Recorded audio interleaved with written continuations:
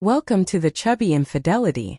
Did you know that over 90% of our audience watches our videos but hasn't subscribed yet? If you enjoy these stories and want to see more, make sure to hit that subscribe button and turn on notifications. It only takes a second, and it helps us create more amazing content for you. It started innocently, or at least that's what I told myself for a long time. My name is Emma, and this is the story of how I almost lost everything I held dear, and how I found my way back. I've been married to Daniel for 10 years now. Looking back, it's hard to pinpoint exactly when things started to change between us.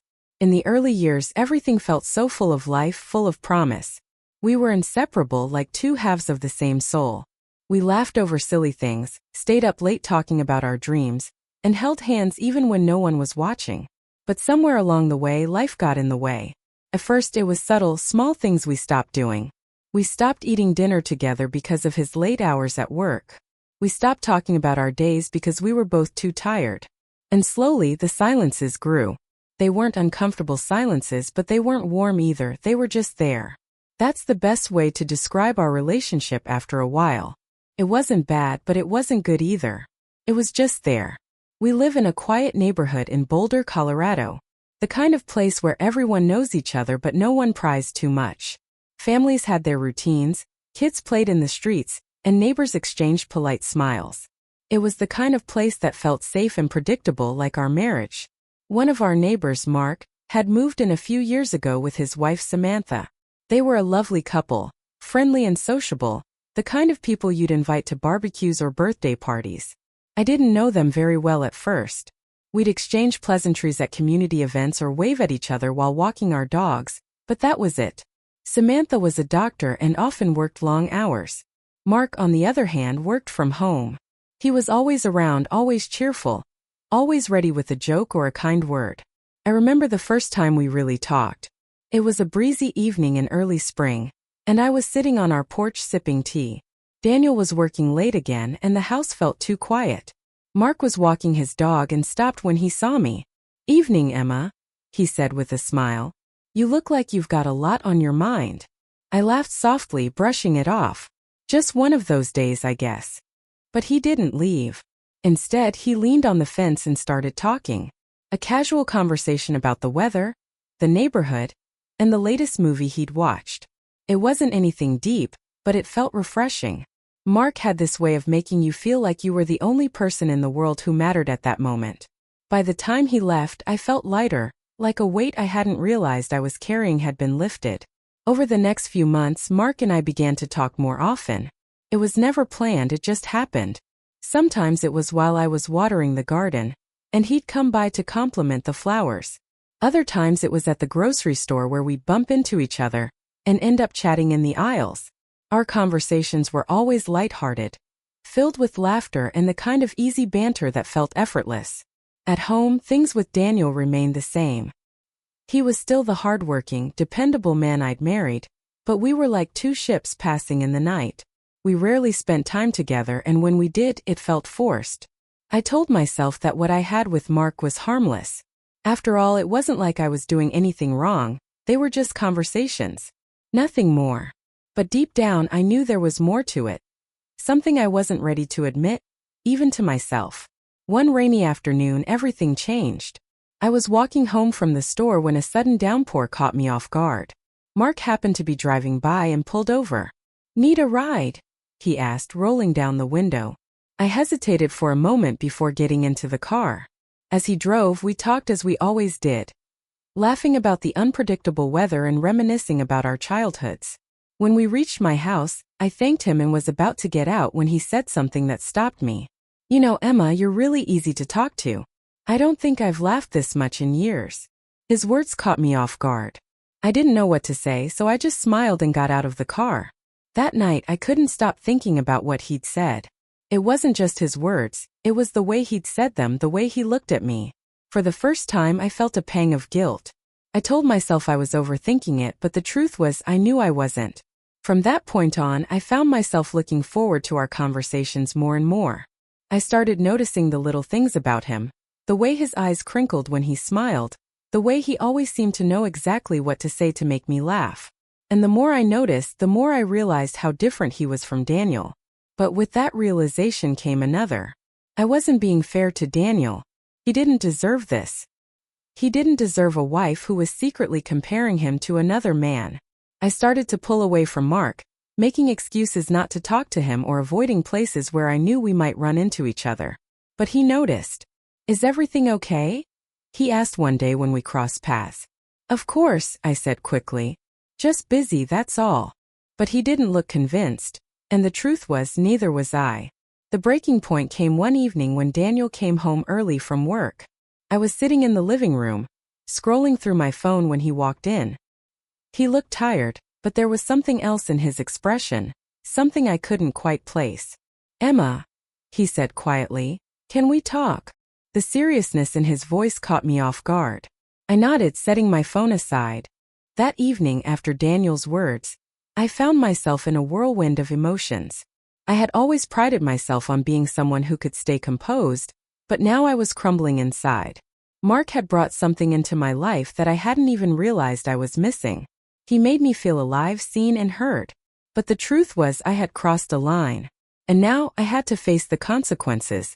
Daniel sat there waiting for me to explain. His gaze was filled with pain, and it cut deeper than I expected. It wasn't just his disappointment. It was the hurt in his eyes that broke me. He had given me everything, and here I was emotionally unavailable, seeking solace in the attention of someone else. "I don't want to lose you, Emma," Daniel finally spoke again, his voice soft but firm. "But I need to know if you're still here with me, or if you've already checked out." My heart ached at his words. I had never meant to hurt him. I never thought that the connection with Mark would grow into something that threatened to tear apart everything I held dear. But now, with Daniel's words hanging in the air, I realized that I had to make a choice. I had to choose between the life I had built with Daniel and the pull I felt toward Mark. "I'm sorry," I whispered, my voice trembling. "I don't want to lose you either.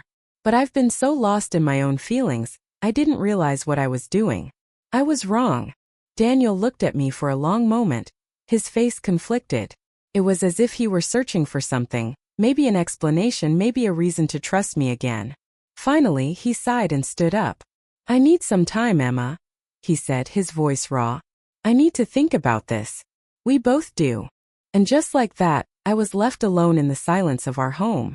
The house that used to feel like a sanctuary now felt like a prison, the walls closing in on me with every passing second. I had never imagined that things would come to this. I never thought that a few innocent conversations could lead to something this devastating. Over the next few days, Daniel withdrew into himself. We barely spoke. The weight of what had happened was too much for either of us to handle. But every time I thought of Mark, guilt gnawed at me. I wanted to reach out to him, but I knew I couldn't. It wasn't fair to either of them. I had to fix my marriage. I had to rebuild the trust that had been shattered, even if it meant confronting the painful truths within myself. But it wasn't going to be easy, and I didn't know if Daniel would ever fully forgive me for what I had done. In the weeks that followed, Daniel and I tried to talk, but it was hard.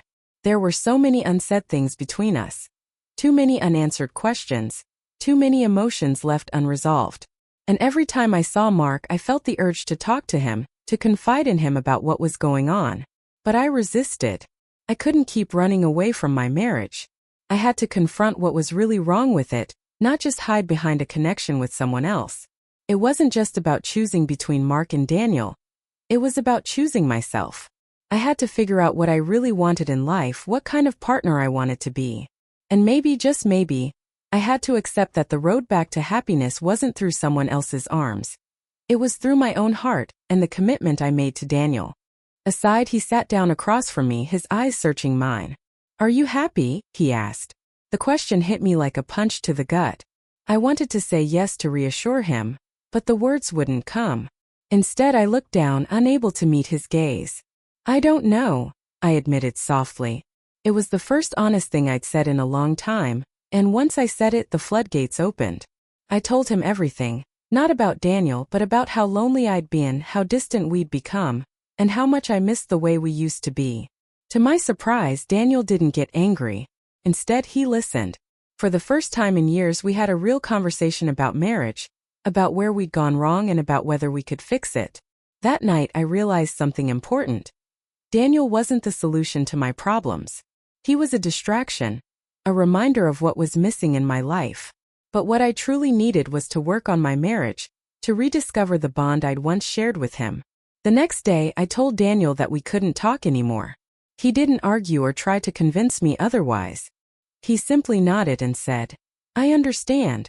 Take care of yourself, Emma." It was one of the hardest things I've ever done, but it was also the right thing.